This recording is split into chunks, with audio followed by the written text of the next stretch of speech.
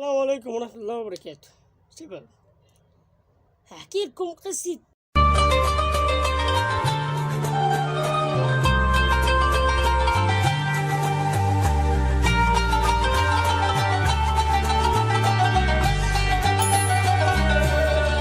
رمضان كريم.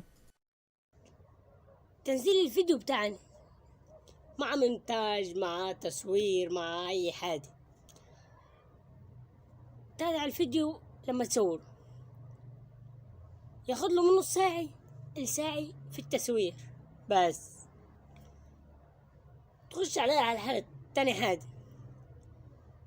هتنقل الفيديو، التسجيل دي هتنقل من اللابتوب للتلفون. يخش على حالة المنتيج.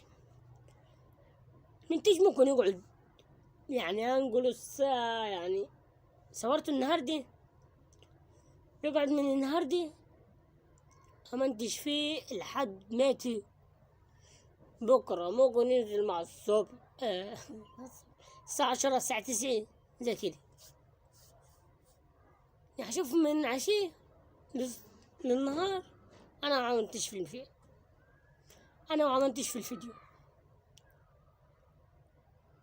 طبعا المنتج دي على حسبك انت، المنتج دي على حسبك انت برضه. لما اللي يقعد الفترة دي كلها انا منتج فيه، مرة التلفون يفصل، ممكن انام، ممكن امنتج انا وانام على الدكتين متمدد زي كده. تعد عليها على تنزيل الفيديو.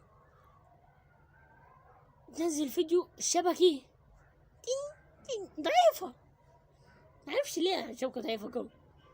بس لو فكر في الزنعة ينزل عادي، ينزل على طول الفيديو.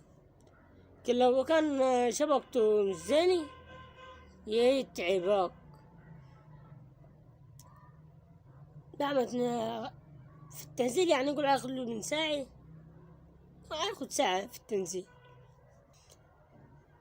بعد ما ينزل الفيديو يقعد ساعة، 2، 3، 6، محدش يشوف الفيديو، ولا اليوتيوب ما يعملش مرات ظهور اصلا.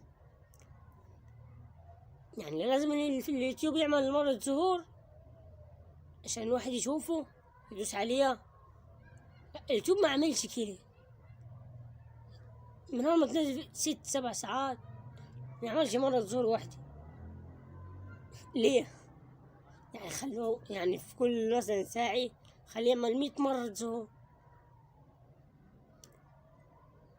في كل 100 ساعة، في كل ساعة خليه يعمل 100 مرة ظهور. لا، هو ما يعملش ممكن خالص. ممكن فيديو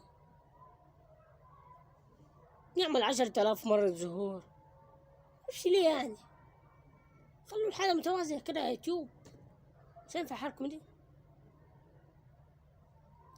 كفاية علينا ننزل فيديوهات مستمرين بس.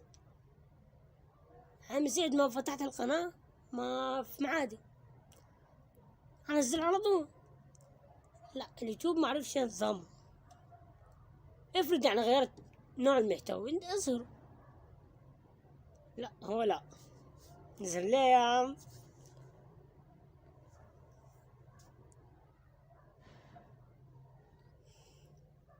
تادي لو واحد سمع الفيديو عجبه ما عجبهوش ولا يدوس لايك ولا يكتب تعليق. طب ادي لايك يا اخي على الاقل.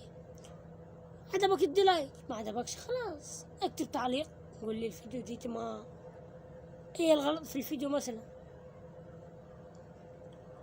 السلام عليكم.